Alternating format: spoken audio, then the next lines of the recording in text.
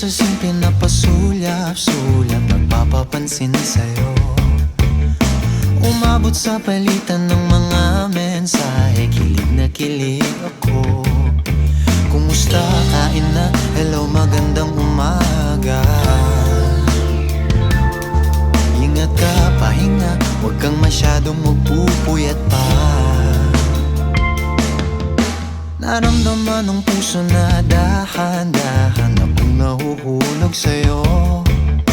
Sa kada araw natin na pag-uusap, meron nang namumuo. Ngunit di ko na alam